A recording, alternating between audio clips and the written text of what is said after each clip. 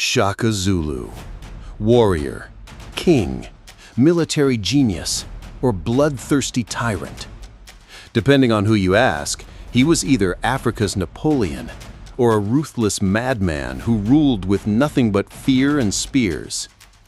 His name alone sends chills down the spine, echoing through history like a war drum. But here's the big question. How much of what we know about Shaka is fact, and how much is just legend, propaganda, or straight-up exaggeration? Over the years, Shaka has been painted in extremes. In some stories, he's practically superhuman, an unstoppable warrior who invented entire armies out of thin air and conquered everything in sight. In others, he's the ultimate villain, ordering mass killings for fun, slaughtering at his mother's funeral, and running his people into the ground.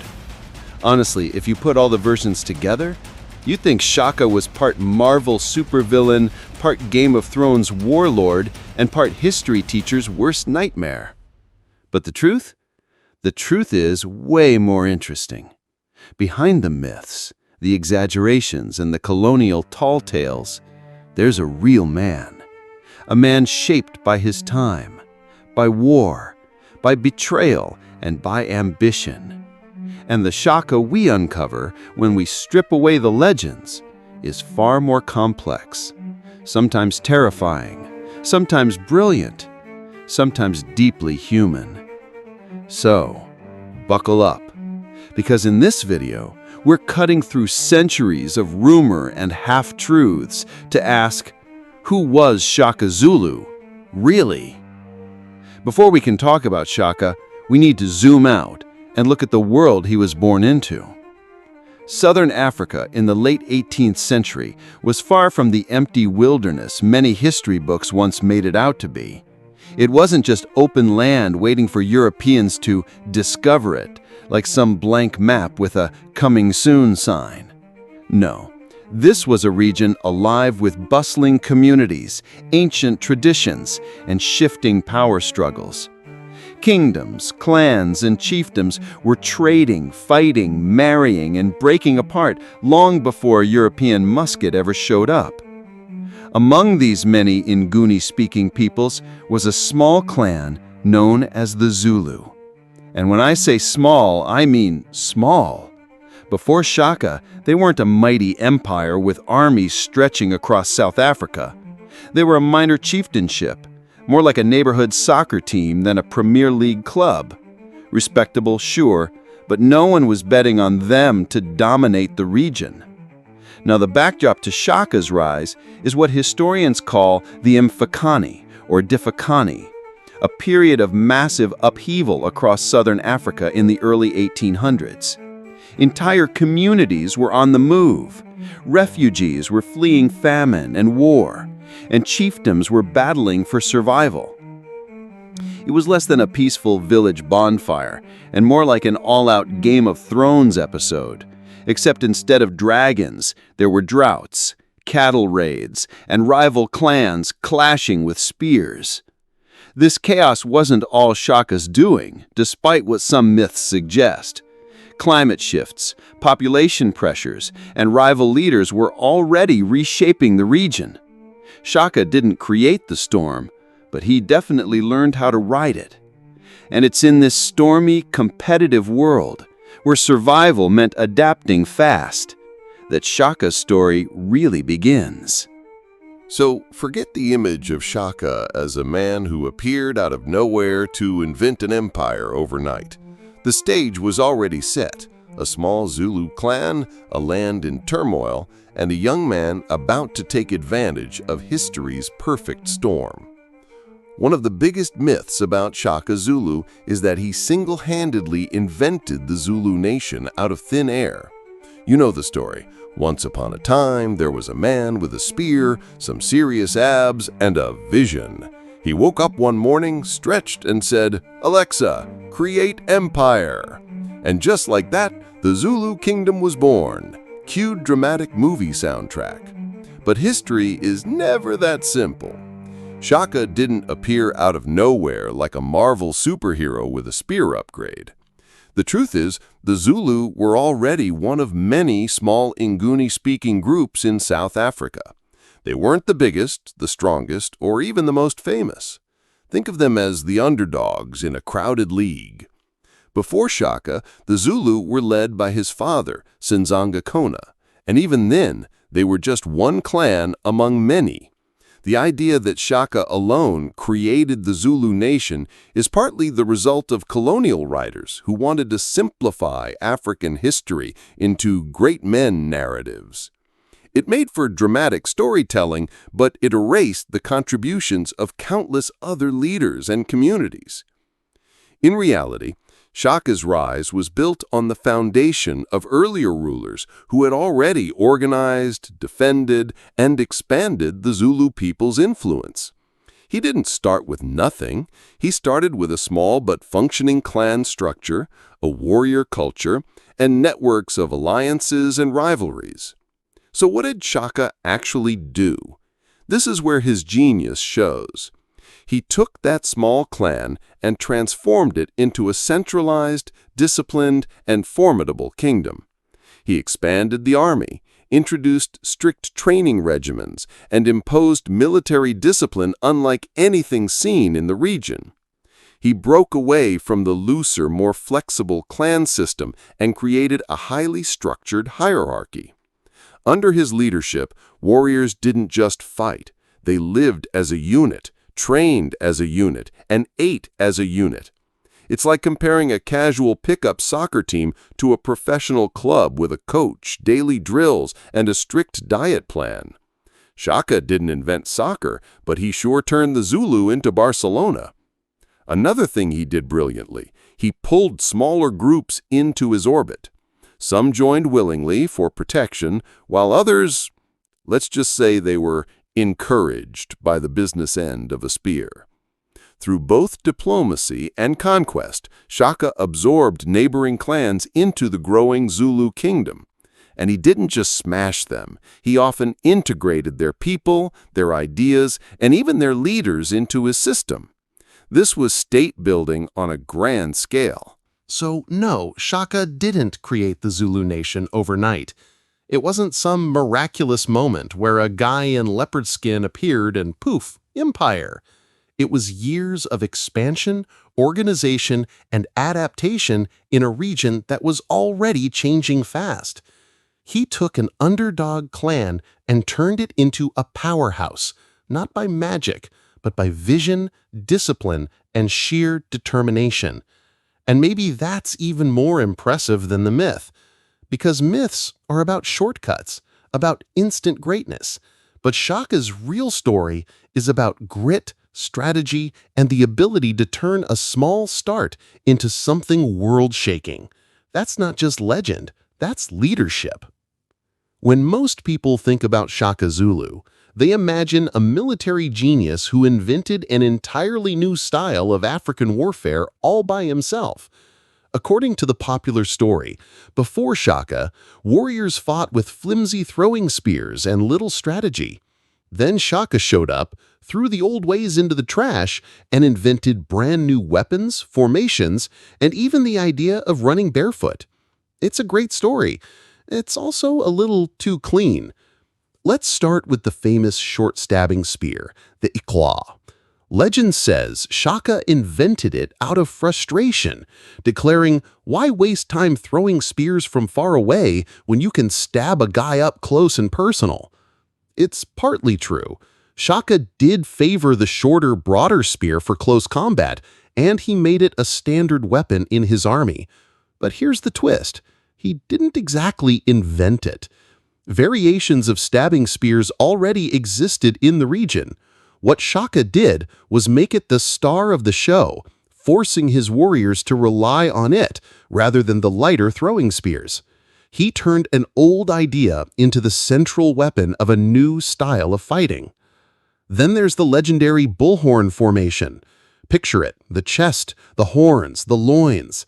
The main force would smash the enemy head-on, the chest, while the horns would swing around to encircle them, and the reserves, the loins, waited to press the advantage. Textbooks often credit Shaka with inventing this brilliant strategy. The truth? Versions of the tactic were already around. Other Nguni and African armies had used similar envelopment methods. Shaka's genius wasn't in creating it from scratch. It was in perfecting it, drilling his warriors relentlessly until they could pull it off with terrifying speed and precision. He didn't sit in his war lab sketching formations like a football coach with Gatorade. He took what worked, refined it, and made it unstoppable. And let's talk about the barefoot soldier's myth. You'll hear that Shaka forced his warriors to toughen their feet by running without sandals, covering miles of terrain every day. It sounds brutal, and maybe a little inspirational, like some 19th century Spartan boot camp. But the truth is, most people in southern Africa were already used to walking barefoot. Sandals weren't common in the first place. Yes, Shaka emphasized endurance training, making his regiments march long distances. But it wasn't some shocking innovation. It was more like turning a natural habit into a military advantage. So here's the bottom line. Shaka didn't magically invent an entirely new way of war. He wasn't sitting in his hut like a mad scientist drawing diagrams of spears and battle formations. What he did was even smarter. He looked at what existed, stripped away the weaknesses, and drilled his warriors until those methods became devastatingly effective. His real genius wasn't invention, it was ruthless innovation. And maybe that's why his enemies feared him so much. Not because he dreamed up crazy new weapons out of nowhere, but because he could take something ordinary and use it in extraordinary ways. He didn't just change how battles were fought, he changed how they were won. He wasn't just a leader, he was a nightmare in human form. Some even described him as if he were Africa's version of Attila the Hun crossed with Dracula. Scary? Absolutely. Accurate? Not so much. Let's talk about the most infamous story, Shaka's reaction to his mother Nandi's death in 1827. According to legend, he went completely off the rails, ordering thousands of people executed, banning crop planting for a year, forbidding women from becoming pregnant, and slaughtering cows so the calves would know what it felt like to lose a mother. That's the version you'll find in many old books. It's dramatic, it's horrifying, and it fits neatly into the Shaka the psychopath narrative. But historians who dig deeper say, hold up, that story doesn't fully add up. Did Shaka grieve in extreme ways?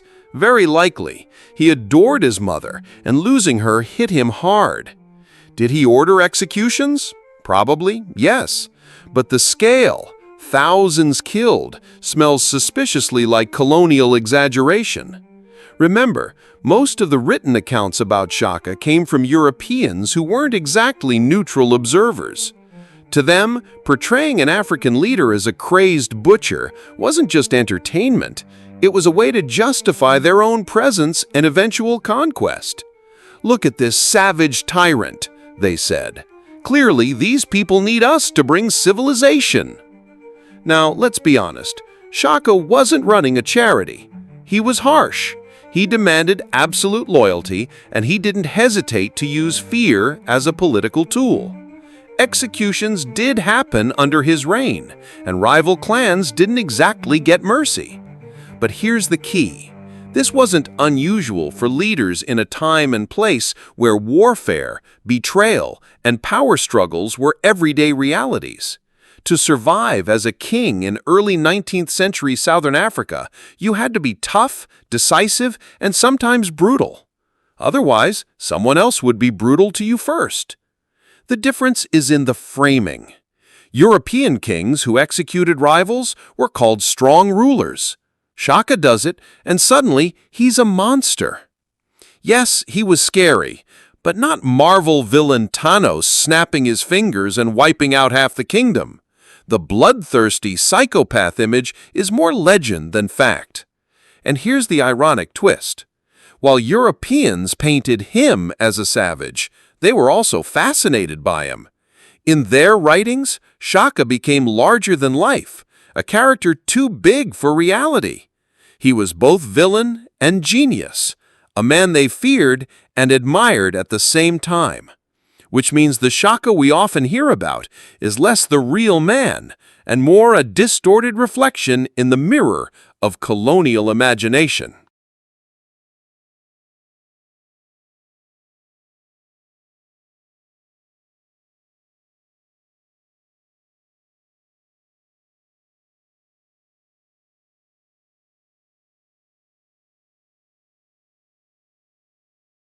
The truth?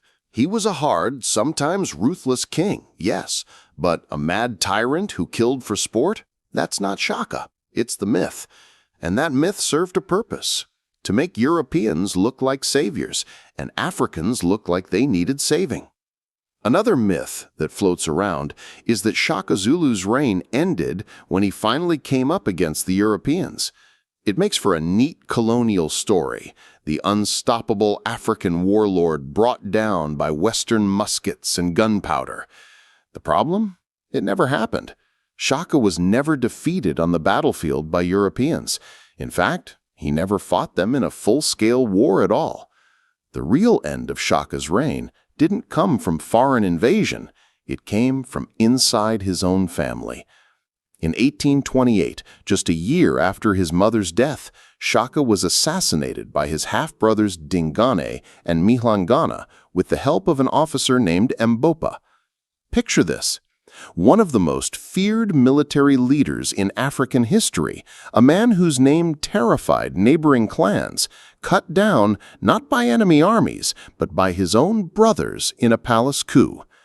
Turns out the deadliest enemy wasn't a musket, but family drama. The irony here is thick. Shaka had survived countless battles, crushed rival chiefs, and reorganized an entire region. But in the end, what he couldn't survive was betrayal at home. He didn't go down swinging against European colonizers in some epic clash. He went down in a knife attack organized by the people closest to him. This is important because it flips the script we're often taught. European writers loved the idea of gunpowder triumphing over spears. It made colonization look inevitable, almost natural. But the truth is, Shaka's downfall had nothing to do with European superiority. It had to do with internal politics, succession struggles, and the dangerous game of power that every king in history has had to play. So no, Shaka wasn't defeated by Europeans. He never gave them the satisfaction. His death came not at the hands of outsiders, but from the sharp edge of family ambition. And in some ways, that makes his story even more tragic and more human. When most people hear the name Shaka, they picture endless chaos, blood on the battlefield, villages burning, warriors clashing. The story goes that his reign was nothing but destruction, a non-stop parade of violence. It makes for a thrilling action movie, but it flattens the truth. Shaka wasn't leading a 24/7 murder spree. He was also a nation builder, an administrator, and yes, a man who had to deal with the ancient equivalent of paperwork. Take infrastructure. Shaka is credited with developing an early system of roads across his territory. These weren't European-style highways, but they allowed warriors and messengers to move quickly. Communication and mobility became the lifeblood of his kingdom. A ruler obsessed only with killing wouldn't care about building paths and logistics, but Shaka did. Then there was centralization. Before him, the Zulu and neighboring clans operated more loosely, with smaller, semi-independent units. Shaka pulled them together into a coherent kingdom with clear lines of authority. He created regimental villages, amabuto, where warriors trained, lived, and served as both soldiers and social units. That's not just warlord chaos. That's statecraft. Diplomacy also played a role. While Shaka is remembered for conquest, he also formed alliances and engaged in trade, particularly cattle exchange. Cattle weren't just food, they were wealth, status, and currency. By managing trade networks and controlling herds, Shaka ensured his kingdom's survival and prosperity. And let's not forget politics. Shaka held councils, made laws, and had to navigate the messy world of leadership. He wasn't just charging into battle every morning. He was negotiating, strategizing, and making decisions about land, succession, and governance. In other words, he had admin headaches too. So yes, Shaka was a warrior. He fought, conquered, and sometimes ruled with fear. But reducing his reign to death and destruction is like saying Julius Caesar was just a guy who stabbed people. It misses the bigger picture. Shaka built something. He turned a small clan into a kingdom with structure, identity, and influence that outlived him. In short, the real Shaka wasn't just a destroyer, he was also a creator. So after cutting through the fog of myth, exaggeration, and propaganda, who do we find at the center? The real Shaka Zulu. Not the superhuman warrior who invented everything from scratch. Not the blood-crazed tyrant who slaughtered for fun. But a man who was both brilliant and ruthless. Visionary and flawed. A leader shaped by the turbulence of his time. And one who in turn reshaped that time. Shaka's true legacy lies in how he transformed a small clan into a kingdom that would influence southern Africa for generations. He built a disciplined military machine, introduced centralized authority, and expanded the Zulu identity far beyond its humble beginnings. At the same time, he was capable of harshness, even cruelty, and his reign left scars. To pretend otherwise would be to fall into the trap of romanticizing him. His genius and his brutality were both real, both intertwined. And here's the tricky part. The Shaka we know today is as much a creation of storytellers as it is of history. African oral traditions preserved his memory in songs, praise poems, and legends that celebrated his power. Colonial writers, on the other hand, twisted him into a convenient villain to justify conquest. Between admiration and demonization, the real man can be hard to find. If Shaka lived today, he wouldn't survive Twitter. Half the world would cancel him for his brutality, and the other half would stan him for his vision and strength. Memes would fly faster than spears. But whether loved or feared, one truth remains. Shaka's story isn't just African history, it's world history.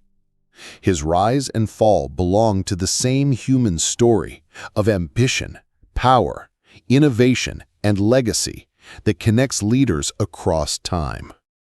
Shaka Zulu was no myth, no monster, no miracle, just a man who changed history. And his story is just the beginning. If you're ready to explore more African legends beyond the stereotypes, stick around.